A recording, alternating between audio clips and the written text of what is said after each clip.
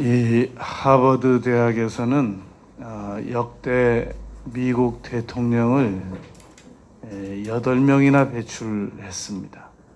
그리고 노벨 수상자들을 150명 이상 배출한 학교입니다.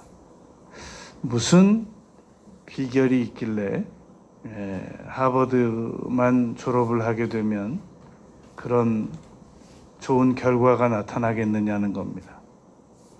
아무리 생각을 해봐도 역시 하버드 교수님들께서 훌륭하셔서 그런 그 제자들이 양성되지 않을까, 그렇게 생각을 해보지 않을 수가 없습니다. 그런데 또 한 가지 원인이 있다면 그것은 하버드 대학이 가지고 있는 커리큘럼의 원인이 있을 수 있다는 겁니다. 이 하버드 대학에서는 특별히 다른 대학에서 가르치지 않는 과목이 있는데 그 과목 중에 하나가 감정을 다스리는 법이라는 겁니다. 우리가 하버드를 졸업한 이 오바마가 대중 군중 연설 때 이 감정적인 그 충돌 위기가 여러 번 있었는데 아주 침착하게 넘어가는 것을 보면서 저분이 어디서 저런 감정 다스리는 방법을 배웠을까를 궁금하게 생각해 본 분들이 있을 것입니다. 하버드 대학 내에 그 감정 기술을 다루는 그런 감정을 침착하게 다룰 줄 아는 그런 공부를 하는 과목이 있단 말입니다. 그래서 우리가 비싼 등록금을 내면서라도 이 자녀들을 하버드를 보내고 싶어 하는 이유가 그런 그 이유 중에 한 가지입니다. 지금 이 인간의 감정을 읽는 것, 이것은 기계가 상당히 많이 발전되어 있습니다. 그래서 기계 앞에 사람의 감정을 숨길 수 없는 상황이 바로 좋은 예가 이 거짓말 탐지기입니다. 그래서 표정도 숨길 수 있고 말로도 거짓말을 할 수 있는데 감정을 못 숨기는 겁니다. 기계가 우리 인간의 감정을 읽어내고 있단 말입니다. 그런가 하면 지금 인공지능 AI 이 개발팀들은 계속해서 이 AI에게 감정을 시키는 일을 지금 노력 중에 있습니다. 당장은 이 AI가 인간의 감정적인 표현을 못하겠지만 그 전문가들은 20년 내지 30년 후에는 이 AI 그 컴퓨터가 인간의 감정 교류를 어느 정도는 할 수 있지 않겠는가. 지금 그렇게 조심스럽게 내다보고 있습니다. 지금 현재 이 AI는 감정을 수치로는 표현하고 있습니다. 내가 지금 사랑의 감정을 23만큼 느끼고 있습니다. 47만큼 느끼고 있습니다. 이렇게 수치는 표현되고 있단 말입니다.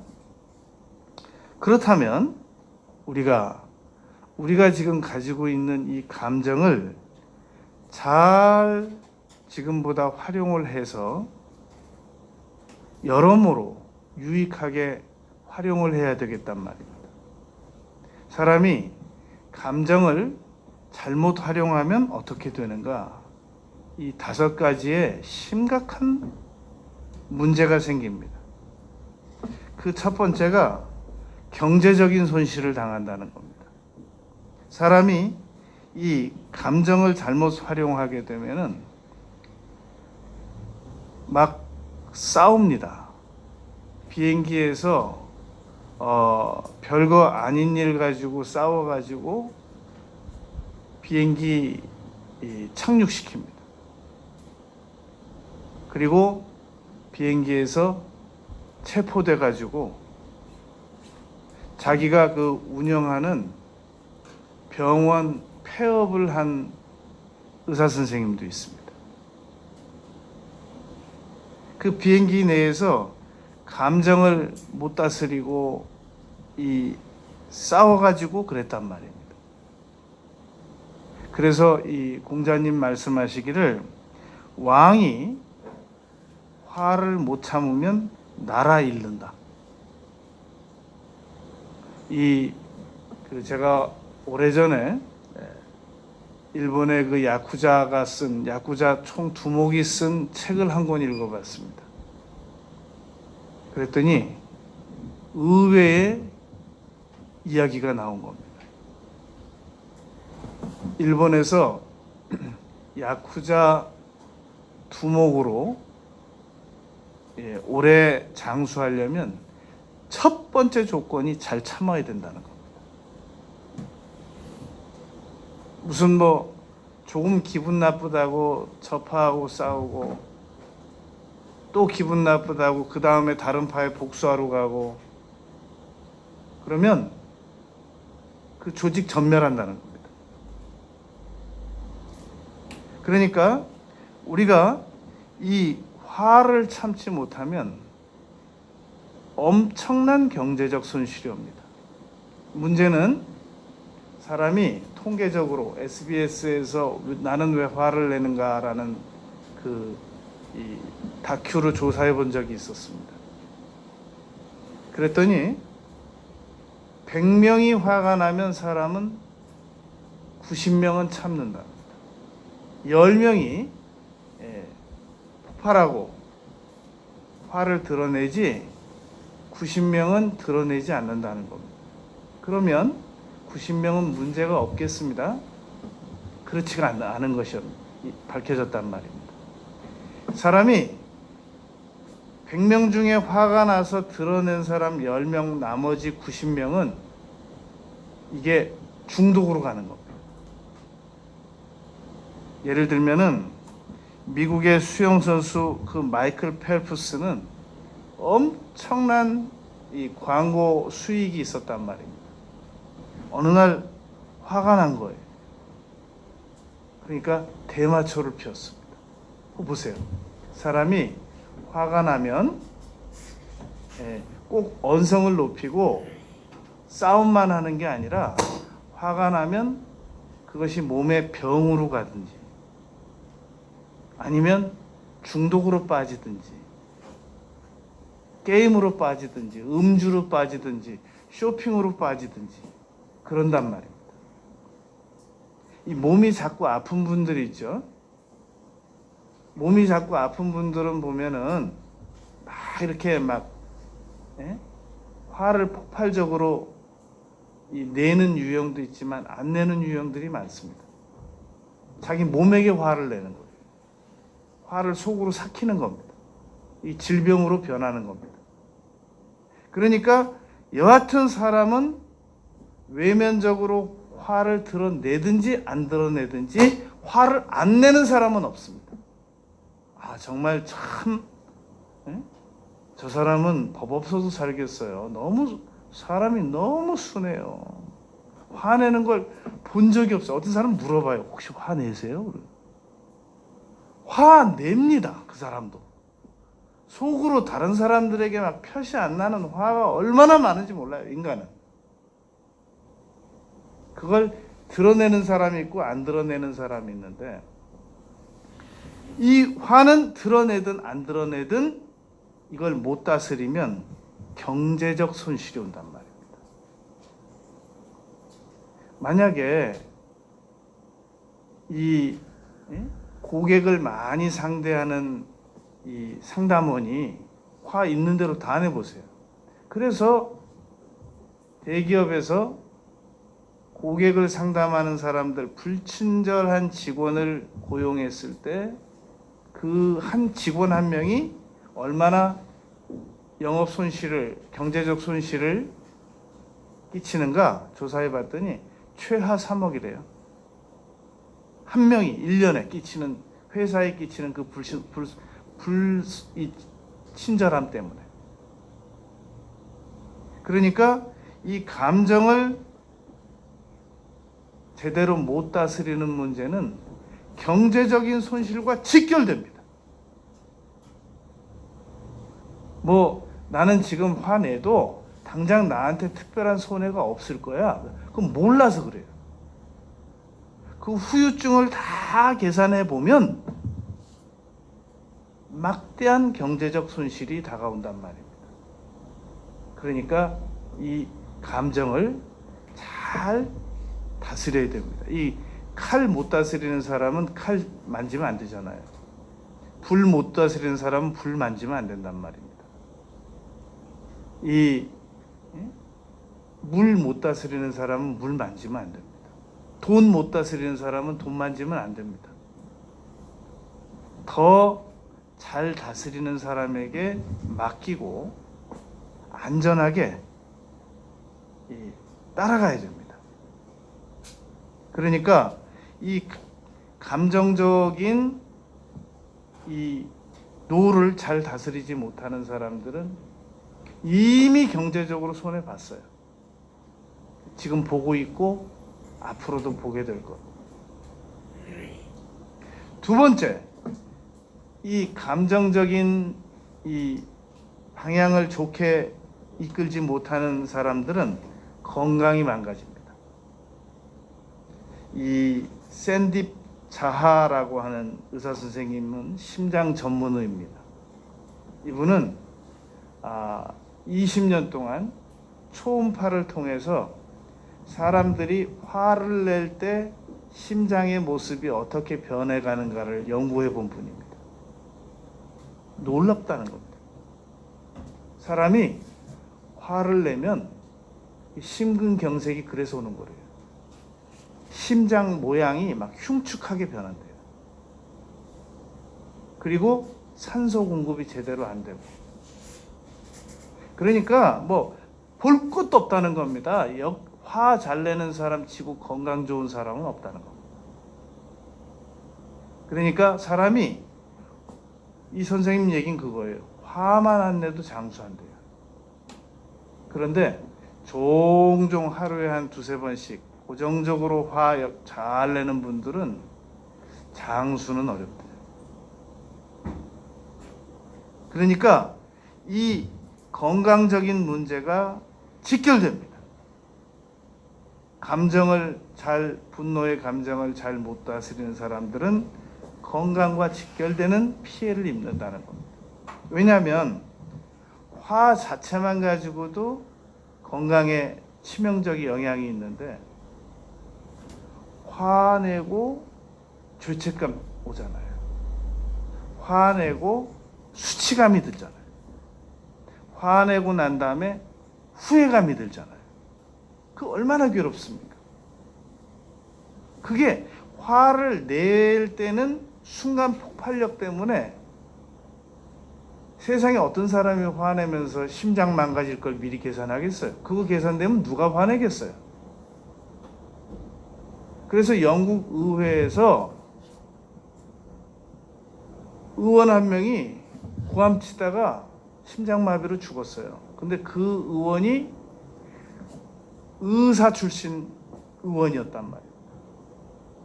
공교롭게도 그분이 낸 책이 있는데 화내면 생명에 지장이 있다라는 내용으로 책까지 내신 분이에요.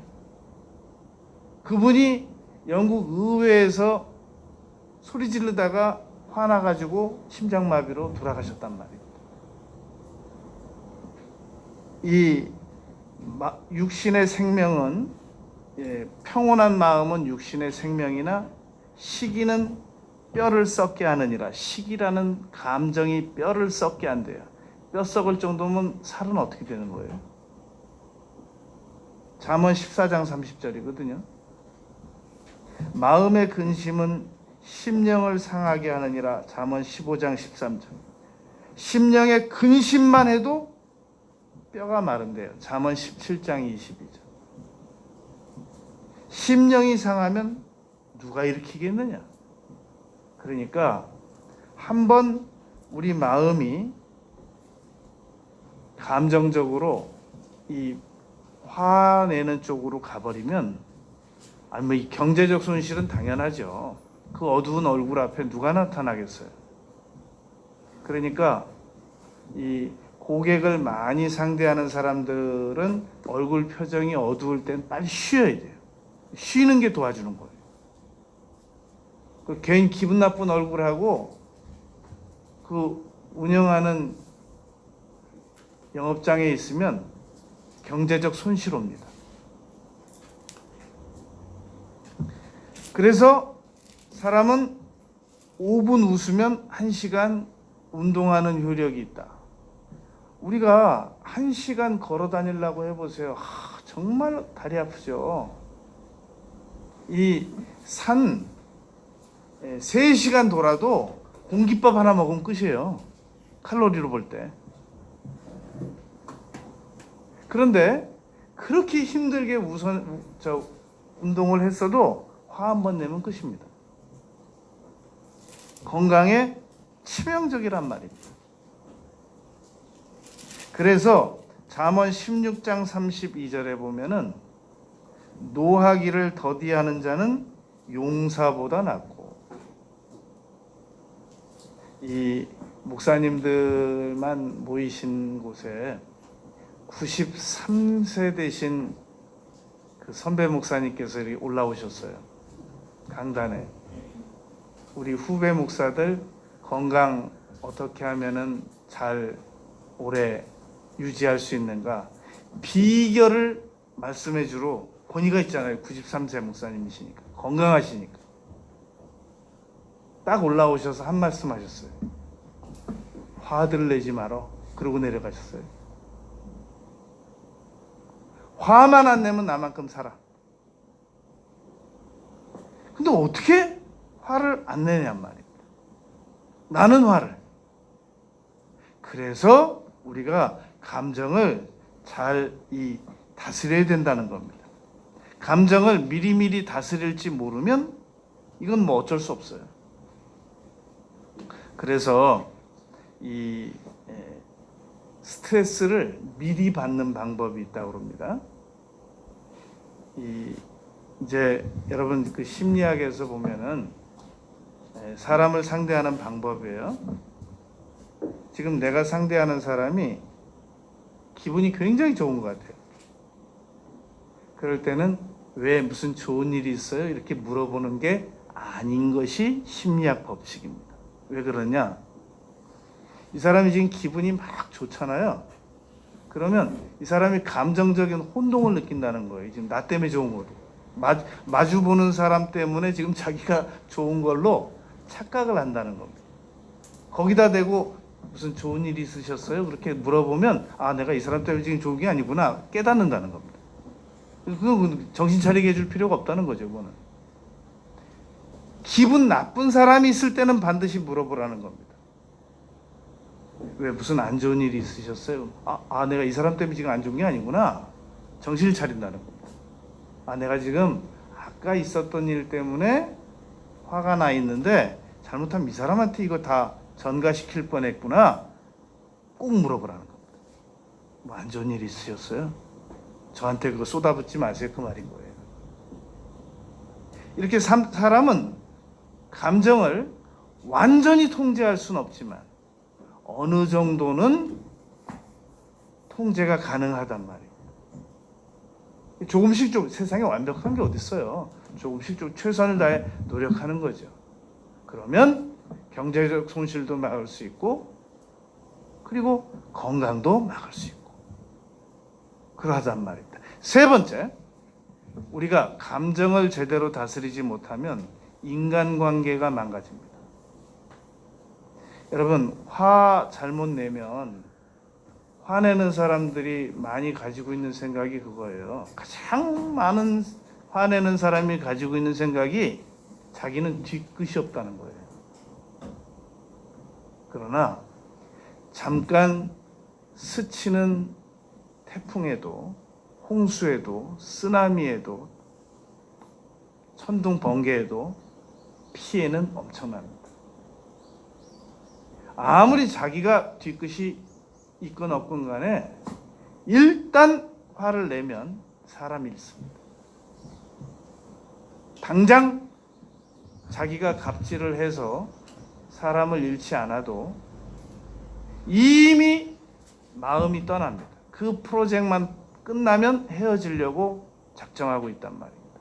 지금 여러분, 많은 자녀들이 그냥 부모가 주는 집과 같이 살던 길에 사는 거지 마음까지 집에 있지 않아요. 언젠가는 집을 떠나고 싶어 합니다. 왜냐하면 화내는 부모들하고 살고 싶어 하는 자녀들이 없거든요. 어쩔 수 없이 사는 거예요. 내가 지금 어리니까 그냥 사는 거지 난 빨리 벗어나고 싶다. 지금 내가 이 직장에 그냥 다니니까 다니는 거지 저렇게 화 잘 내는 대표하고 내가 더 이상 있어야 될 이유가 뭐냐. 마음은 이미 떠났어요. 그러니까 막 화 있는 대로 다 내고 뭐 회식 한번 시켜주고 뭐 화 있는 대로 다 내고 뭐 보너스 한번 주고 그게 끝이 아니에요. 이미 잠재적으로 사람을 자기 자신에게서 밀어내고 있는 것이란 말입니다. 그러니까 사람이 밥 못 사주고 돈 못 줘도 가장 중요한 것은 중요하게 여겨주는 겁니다. 그 중요하게 여겨주는 것 중에 하나가 화 안 내는 거예요. 그래서 예수님께서 마태복음 5장 21절 22절에서 형제에게 나가라 미련한 놈이라고 하지 말라는 겁니다. 그러니까 이 정도는 괜찮겠지 라고 생각하지 말고 조금도 화를 내지 말고 화나게 하지 말라는 겁니다. 여러분 우리가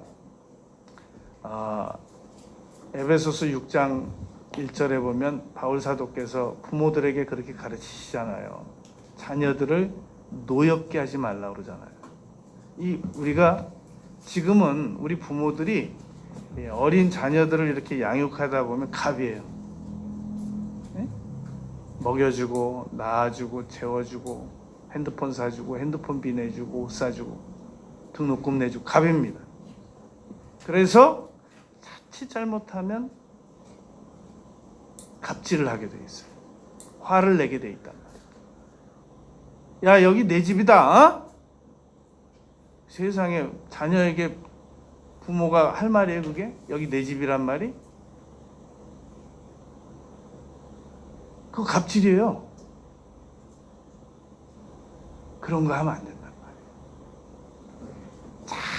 말이에요. 잘 섬겨야 됩니다. 야, 네가 이 세상에 갈 데가 얼마나 많은데 우리 집에 와줬니? 상전도 그런 상전이 없는 거예요. 그래서 막 아침에 막 일어나면 상전 일어나셨다. 아직 늦잠 자면 상전 늦잠 자신다. 뭐 막 그렇게 예우하고 모시고 그래야 돼요. 근데 자칫하면 이걸 잊어버리는 거예요. 야 여기 내 집이야. 어? 그런단 말입니다. 그 기회거든요. 지금 저 직원이 우리 회사에 있어주는 것이 기회예요. 그 사람을 얻을 수 있는 기회예요. 근데 그 순간에 막 직원한테 소리 지르고 함부로 말하고 중요하게 여기지 않고 그거는 정말로 감정을 잘못 활용하는 것이란 말입니다.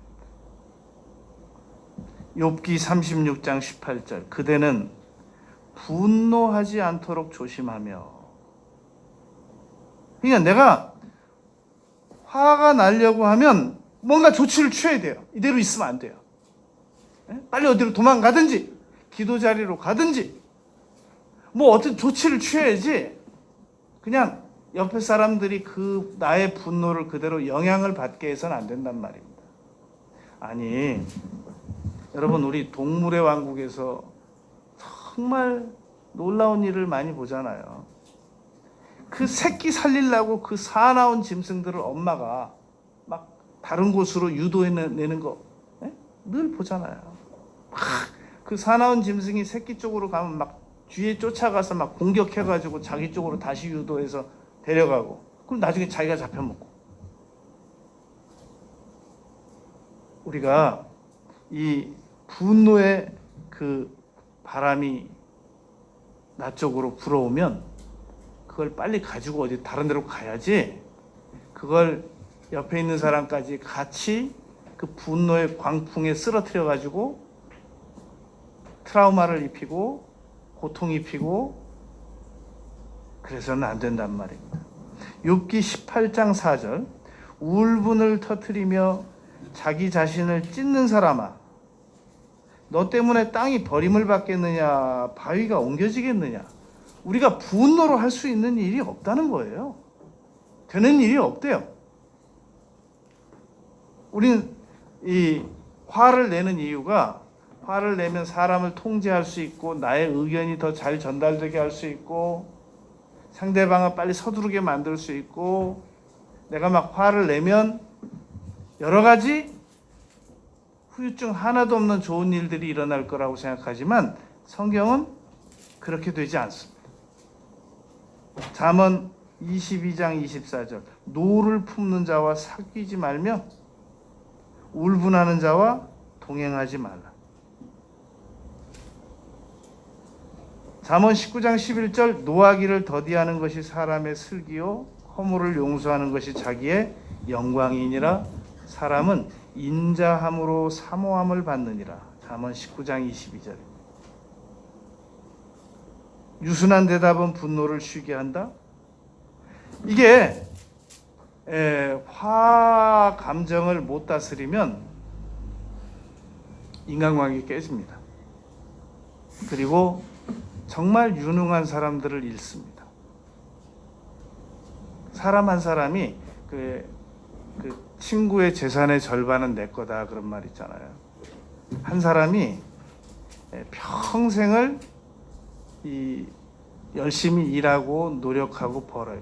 여러분, 사람들이 전부 이기적인 것 같죠. 그러나 가만히 그 생각을 들어가 보세요.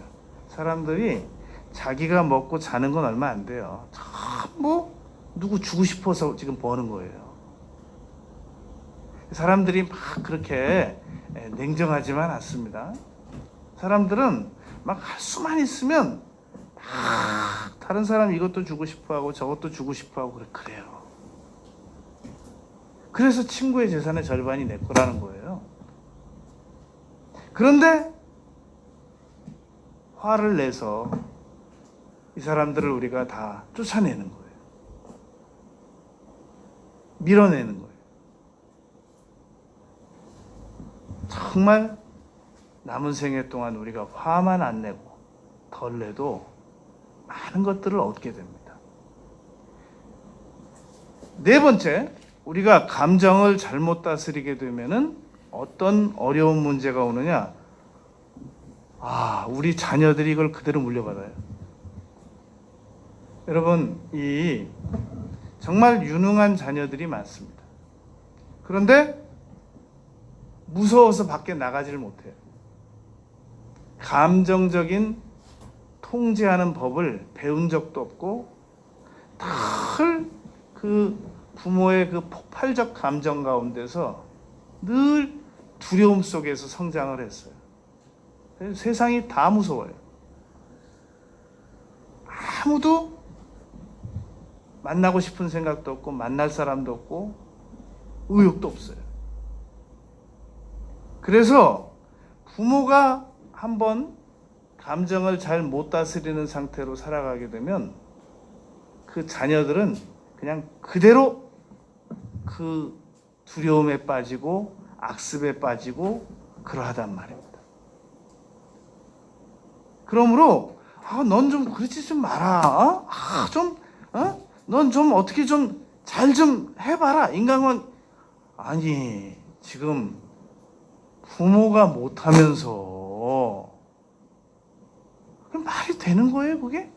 지금 부모인 아니 걔가 옆으로 걸어 자기는 옆으로 걸어가면서 앞으로 똑바로 걸어가라고 맨날 고함치고 그것도 하나 못 걷냐 그러고 그게 말이 되는 거예요 그게? 아니 걔가 자기가 먼저 앞으로 걸어주고 이렇게 따라오라고 그래. 자기 맨날 옆으로 걸어가면서 똑바로 걸으라고 다른 애들 보라고 다 똑바로 걷는다고. 그러니까 이 감정을 잘못 활용하고 감정을 잘못 다스리는 그 보아스와 야긴 엄마와 아빠는 한 집안의 두 기둥과 같습니다. 이 두 기둥이 감정적인 안정을 딱 받치고 있으면 자녀들이 그 안에서 평안을 느끼고 즐거움을 느끼고 안락함을 느끼고 안정감을 느낀단 말입니다. 그런데 막 어떤 집은 이 두 기둥이 막 날마다 감정적으로 춤을 춘단 말이에요. 애들이 날마다 불안하죠. 자기 방에서 안 나오고 적막해요. 뭐 헐레 들어가고 뭐 헐레 나오고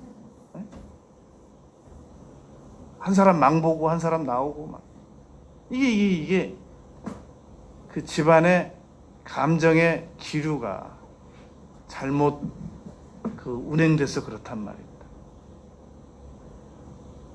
그래서 정말 우리가 이 감정적 통제를 못하게 되면은 제1피해자가 이 가족들이에요. 특별히 자녀들입니다. 끝으로 다섯 번째로 우리가 이 감정의 통제를 잘 못하게 되면 명예를 잃습니다. 여러분 그 종군당 그 회장이 그 기사에게 막 이 다그치는 소리 녹음돼 가지고 인터넷으로 다 나온 거 아시죠? 저 뭐 어느 건설회사 저 부사장이 그 기사에게 막 하는 거 하여튼 요즘에 사람들이 안 참습니다. 그래가지고 너무 심한 갑질은 은밀히 녹음해가지고 인터넷에서 바로 터뜨려요. 경제적 손실, 주가 하락.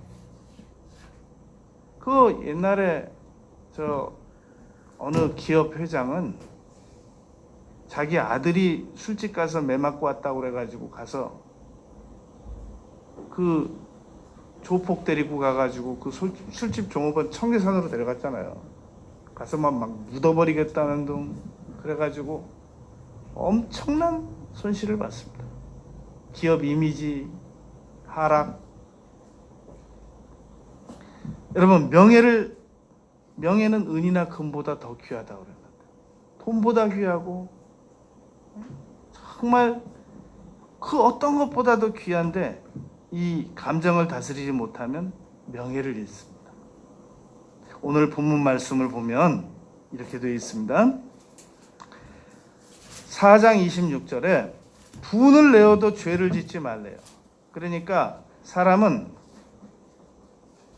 뇌가 지정의로 되어 있습니다. 지식을 받아들이고 그리고 의지를 가지게 되고 그리고 감정적이 있단 말입니다. 만약에 지식과 의지만 가지고 있다고 그러면 그건 컴퓨터죠. 인정사정이 없는 피도 눈물도 없는 그런 기계적 인간이 된단 말입니다. 그런데 다행히 하나님께서 인간에게 감정을 넣어주셔서 불쌍한 사람도 동정하게 하시고 이 기계가 아니게 만들었단 말입니다. 그런데 27절이 중요해요. 마귀로 틈을 타지 못하게 하래요. 왜냐하면 왜 지금 26절과 27절을 이렇게 붙여놨냐면 26절은 감정이고 분을 품지 말고 감정이고 지금 26절에서 지식이나 의지를 다루는 게 아니에요.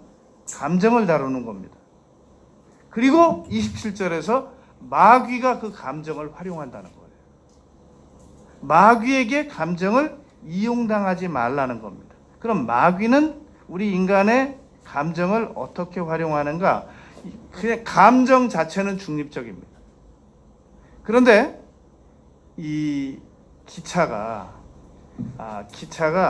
그 기차 정착역에 가보면 그냥 기차들이 쭉 다 서 있잖아요. 근데 앞에서 그 기차를 통솔하는 그 기관차가 앞에 철석 붙으면 그때부터 다 따라갑니다. 마찬가지로 감정이라고 하는 것은 중립적인데 나쁜 지식이 붙으면 폭발적이에요. 그래서 마귀가 나쁜 생각을 넣어주는 겁니다. 요한복음 13장 2절 예수 팔려는 생각을 넣어주매. 그러니까 우리에게 감정이 있어요. 이 감정에 좋은 지식이 들어오면 천사처럼 활동합니다. 좋은 지식 때문에 좋은 지식과 감정이 합력해서 갑자기 막 전도도 하고 봉사도 하고 기도도 하고 사람이 막 천사 같아져요. 그런데 이 감정에 나쁜 생각이 와서 붙어버리면 그때부터 유형처리 가능한 거예요. 지존파가 가능한 겁니다. 이 감정에 도박 중독이 와서 붙어버리면 그때부터는 이 감정과 도박 중독이 하나가 되는 거예요. 이 감정에 와서 게임이 붙어버리면 게임과 감정이 하나가 되어버리는 겁니다. 그러면 엄청난 폭발력이 나타나게 된단 말입니다. 그래서 우리가 나쁜 지식을 막는 겁니다. 나쁜 지식을 떼내는 겁니다.